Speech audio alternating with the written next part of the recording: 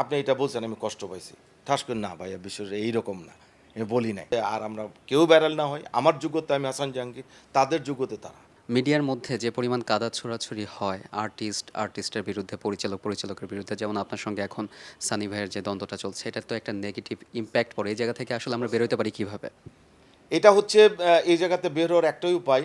আমি যদি আপনাকে ভুল বুঝি, ভুল বোঝার কারণটার জন্য অ সরাসরি আপনাকে এই কল দিয়ে বসা।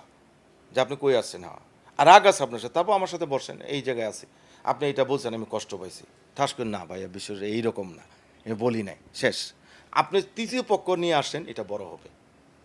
বা আপনি যদি মনে করেন যে এটা নিয়ে আপনি ভাইরাল হতে চান তাহলেও বড় হবে।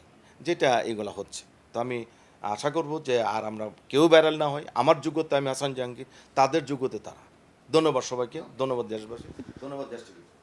আমরা সবাই বাংলাদেশকে ভালোবাসি, বাংলা চলচ্চিত্রকে ভালোবাসি এবং আমাদের প্রত্যেকের উচিত বাংলা চলচ্চিত্রের স্বার্থে, বাংলাদেশের স্বার্থে যদি আমরা সমালোচনা করি, তাহলে সেই সমালোচনাগুলো যেন হয় গঠনমূলক এবং বাংলা সিনেমার স্বার্থে যা করা উচিত, যা করা দরকার সেটাই আমাদের করা উচিত এবং মিডিয়ার এই কাদা ছোড়াছুড়ি এবং একে অপরের বিরুদ্ধে অভিযোগ, পাল্টা অভিযোগ, এটার নেগেটিভ ইমপ্যাক্ট প্রত্যেকটা জায়গায় পড়ছে, এটা যেমন আমরা সবাই বুঝি, কিন্তু অনেকেই মানার চেষ্টা করি না এবং এটা নিয়ে দর্শক, শ্রোতা যারা আছেন তাদের সবসময় একটা অভিযোগ থাকে এবং আমাদের চাওয়া থাকবে একজন দর্শক হিসেবে এবং গণমাধ্যম কর্মী হিসেবে যে মিডিয়াতে যারা আছেন, আমরা যারা আছি, যারা কাজ করছি, তারা যেন সমালোচনা যদি করি তাহলে সেটা গঠনমূলক হোক।